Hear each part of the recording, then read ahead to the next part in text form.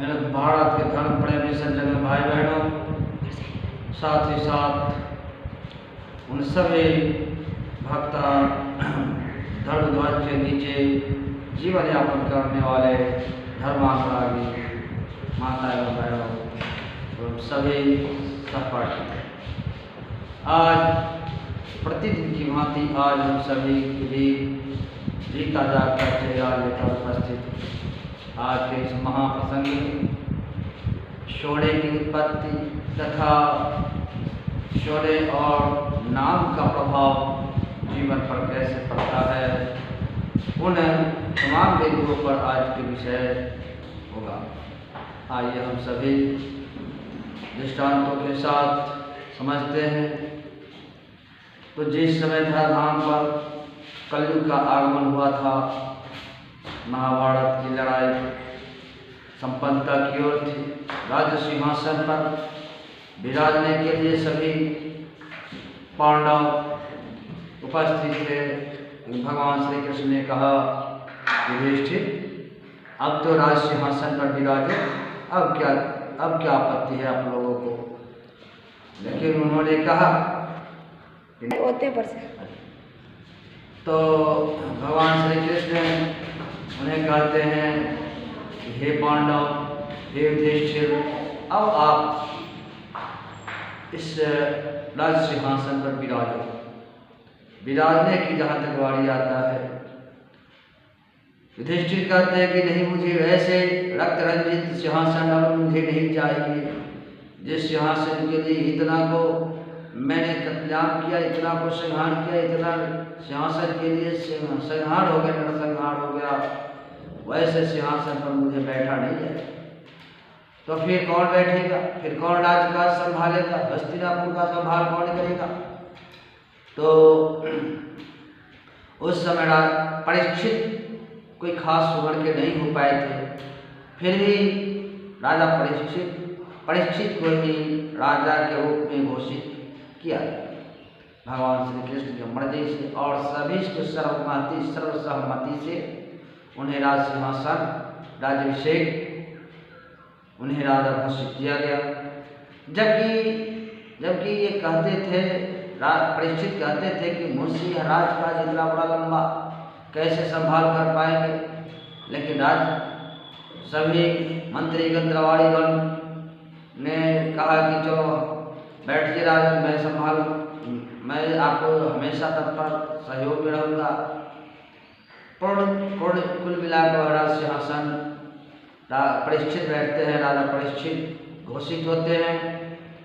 राज्यसभा लगी हुई थी और संध्या का समय था।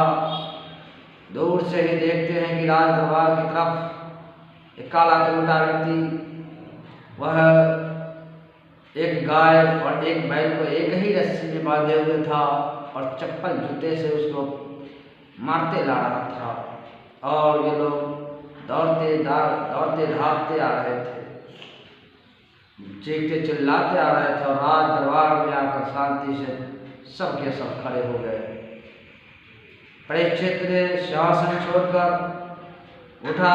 उन्हें जैसा एहसास हुआ, प्रतीत हुआ कि यह कोई साधारण बैल और साधारण गाय और यह साधारण व्यक्ति काला कलूटा नहीं लगता है। उन्होंने गरज कर पूछा कि आप कौन हो। लेकिन राजा के उत्तर मिला, राजा सब पे शक पका गया। फिर राजा थोड़ा नम्रता में आकर पूछे, विनम्र भावना में पूछे कि हे गो माता, आप कौन हो, आप अपनी असली रूप में आओ। ऐसा देखने से प्रतीत होता है कि आप साधारण बैल और साधारण गाय और यह साधारण व्यक्ति नहीं है। आप सभी अपने अपने परिचय दीजिए। उन्होंने कहा कि मैं धर्म हूँ, और बैल कहा कि मैं धर्म हूँ।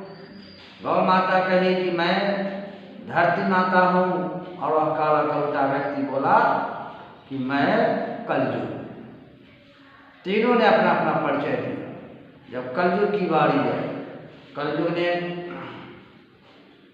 अपनी परिचय, तो राजा परीक्षित पूछे, जब आप लोग क्या चाहते हो। कलूटा व्यक्ति ने कहा कि मैं अब इस धराधाम पर मेरा ही राज होगा, कलयुग हूँ मैं। तो आप यहाँ के अभी राजा हैं, आप मुझे कहाँ कहाँ मुझे स्थान दे रहे हैं सरकार, वह कहा जाए। उन्होंने कहा, राजा घबराए नहीं। उन्होंने सोचा कि कलयुग है तो क्या करेगा, कितना उपद्रव मचा पाएगा, इसे जो है से मैं अपने मस्तक पर जो सोना विराजता है उसको ही मैं कंट्रोल कर लूँगा। उन्होंने कहा कि कहाँ का स्थान चाहिए, आप खुद के बोलो। उन्होंने कहा कि हे राजा, यदि मुझे आप बसाना चाहते हो, अपने राज्य में रखना चाहते हो, तो मैं चौक चौराहे पर, ताड़ी खाना में, शराबबंदी में, दारूबाजी में, ऐसे ऐसे चौराहे पर मेरा स्थान होगा, मेरा राज्य होगा। और ये 3 स्थान तो हो गया झूठ में, झूठ की व्यापारी में इधर उधर सारे होंगे, लेकिन एक चौथा स्थान मेरे मन का होगा, मेरे मन का होगा। चौथा स्थान उन्होंने कलयुग ने सोना का मान लिया। राजा ने यह वस्तु कह दिया, सोना देखा। तो उस समय कलयुग ने कहा कि मैं वैसे सोने में प्रवेश नहीं करूंगा जो मेहनत और ईमानदारी का अर्जा हुआ रहेगा, लेकिन जो सोना चुराया रहेगा या छल कपट से अर्जा रहेगा, उस सोने में मेरा प्रवेश होगा, मेरा राज होगा, मेरा हुकूमत होगा। राजा ने सोचा नहीं था, राजा ने कहा दिया ठीक है। इससे पहले जो है कहा कलयुग कुछ अपना विशेषता बताने लगा, कुछ उपचारी, कुछ जो है से अपना अशब्द बोलने लगा, कुछ कराम से बात करने लगा। तो राजा तन कर खड़ग लेकर तैयार हो गया और कहा इस कलयुग को अभी के अभी बंदी बना लो। राजा के चरणों में गिड़गिड़ाया और कहा सरकार मुझे बंदी मत बनाइए, मुझे बहुत बहुत बड़े बड़े गुण हैं। कहा क्या गुण है? कहा मुझ में यह गुण है कि त्रेता युग में लोग बड़े बड़े जग करके जीव के कल्याण करते थे, द्वापर युग में साधना ध्यान भजन करके करते थे, लेकिन इस कली काल में, मलिन कली काल में बस केवल भगवान का नाम रटेगा और उसी से जीव का कल्याण है। उन्होंने कहा कि हे राजा, मेरी बातों को गौर से सुनो, मैं जो कह रहा हूँ। उन्होंने कलयुग ने राजन से कहा, राजा परीक्षित से कहा कि कलयुग केवल नाम आधारा, सुमरहि सुमरहि नर उतरहि पारा। हे राजन, इस कली काल में केवल नाम का सहारा होगा और नाम सुमरते सुमरते जीवन पार लग जाएगा, उस जीव का कल्याण हो जाएगा। तो फिर अगला पंक्ति में उन्होंने कहा कि नाम तो है सदगुरु अधीना, असदगुरु बिन कोई नाम न जीना। दूसरे शब्द में उन्होंने कहा कि हे सरकार, उन्होंने गुरु को भी उन्होंने नहीं छोड़ा। कहा कि दूसरे शब्द में कि गुरु, ये नाम किसके अधीन होगा कलयुग में? तो नाम तो सदगुरु के अधीन होगा, और जो सदगुरु से नाम इच्छा लेकर और सुमरन करेगा, याद करेगा, नाम राम नाम बटेगा, उस जीव का कल्याण हो जाएगा। इस प्रकार से जब कलयुग ने अपना राज्य जमा लिया, तब राजा परीक्षित को यह मालूम नहीं था कि मेरे सिंहासन पर जो, मेरे सिर पर जो सिरताज है वह सोने कैसा है न जाने। लेकिन राजन कलयुग को बता दिया कि ठीक है, सोना में भी आपका प्रवेश होगा। लेकिन उन्होंने सोने में प्रवेश करा के, जो ही सोने में प्रवेश कराने का अनुमति देता है, कलयुग उनके मुकुट में जाकर समावेशन हो जाता है, और समावेशन होकर इतना उपद्रव मचाता है कि जब भी वह सोना की मुकुट राजा परीक्षित पहनते हैं, तब उनका मिजाज बखलाने लगता है और अत्याचारी की शब्द व्यवहार करने लगता है। कौन कहाँ कैसे मान सम्मान सब के सब मन से हट जाता है, आदर मान टूट जाता है, अपना दूसरा अत्याचारी धौस जमाने लगते हैं। लेकिन जब भी स्वर्ण के मुकुट नीचे उतारते हैं तो वहीं अपना सजनता में चले जाते हैं, यानी दिमाग कहना नहीं जाता है। ये करतूत, ये बहादुरी, यह बहादुरी आपको कलयुग के सोने का था। इस पर जैसे मंथन किया, आखिर ऐसा क्यों होता है। मंत्री ने कहा कि यह सोना, यह जब भी राजमुकुट पहनते हैं तब भी ऐसा उपक्रम बनता है। तो मालूम चला कि जब कलयुग को बाहर निकल कर बाहर कलयुग ने कहा कि महाराज, आपका जो सोना है वह जरासंध से ठग कर आपके पूर्वजों ने भीम ने लड़ कर और ठग कर ले आया है। यह इस सोने का उत्पत्ति परिश्रम से नहीं है, चोरी से है। इसलिए इस सोने में मेरा राज होगा। फिर आगे उन्होंने कहा इस प्रकार से जो है से कलयुग का इंद्राधाम पर होते गया। राजा परीक्षित जो है से परेशान होते गए।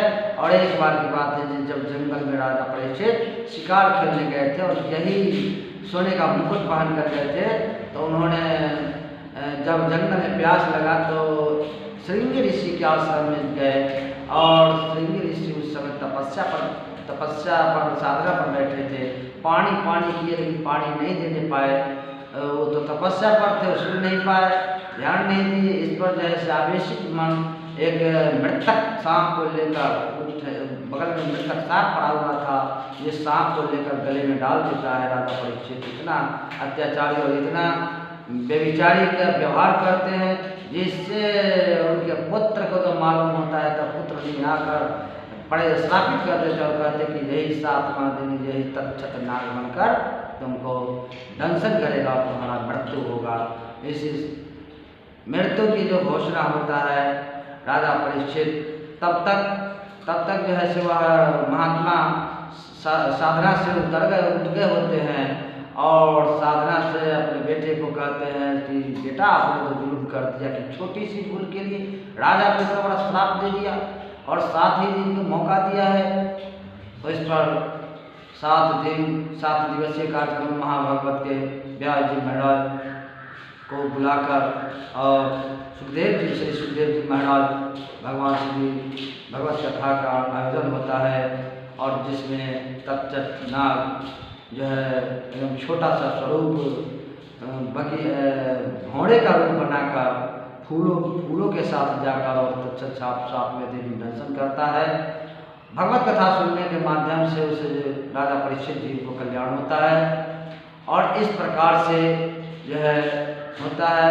भगवान राम के नामों के जो घोष में आया है कि भगवान श्री कृष्ण खुद कहते हैं भगवत श्रीमद् भगवत पाठ में कि राम नाम सदियों से बहुत ही पुराना है, वह खुद और प्रमाण में कहते हैं कि ब्रह्मा के भी वेद से उच्चरता है यही नाम। जय श्री राम जय राम जय जय राम। शंकर के भी दम से उचरता है यही नाम। जय श्री राम जय राम जय जय राम। 800 कई 1,88,000 क्या जब वेद शास्त्र के उपन्यास को क्या धर्म ग्रंथ को जब शोध किया गया तो सारे में से शोध करके बस एक ही नाम उभर कर आया, राम। और उन नामों के गुणों का गान एक बार कहा जाता है कि स्वयं संत शिरोमणि संत शिरोमणि कबीर साहब ने इंदिराधाम पर उनकी पत्नी लुई थी। लुई के आश्रम पर कबीर साहब नहीं थे आश्रम पर। और जब एक व्यक्ति ऐसा बीमार से ग्रसित आया, काला कोट, उन्होंने लुई को कहा कि साहब कहाँ है, मुझे तो तबीयत बिगड़ रहा है, थोड़ा बिगड़ी तबीयत को ठीक करना है। सुनते हैं कि एक बार राम बोलने से यहाँ पर तबीयत ठीक हो जाता है। लुई ने कहा कि एक बार मुझसे तो नहीं होगा, लेकिन 3 बार बोलना पड़ेगा। 3 बार बोलने पर लुई ने उसको तबीयत ठीक कर दिया। 3 बार राम बोलवाया, जब कबीर साहब आए तो कहे तुमने तो जुल्म कर दिया कि 3 बार क्यों मरवाया, एक बार में तुमसे क्यों नहीं ठीक हुआ। कहा जे इस्लाम में वह शक्ति है, लेकिन जितना ताकत आपके कहने में है उतना ताकत मुझके कहने में नहीं है, इससे नाम तो नहीं है। इस तरह से नाम के आधार से नामी तक पहुंचा जा सकता है। मेरे धर्म प्रेमी सज्जनों भाई बहनों, इस महाप्रसंग को ज़्यादा प्रारूप न देते हुए आज इस कलयुग के आगमन इस धराधाम पर इस प्रकार से हुई, और अगले प्रसंग में हम फिर अगले प्रसारण के साथ मिलेंगे। आज के लिए इतना ही पर विराम लगेगा।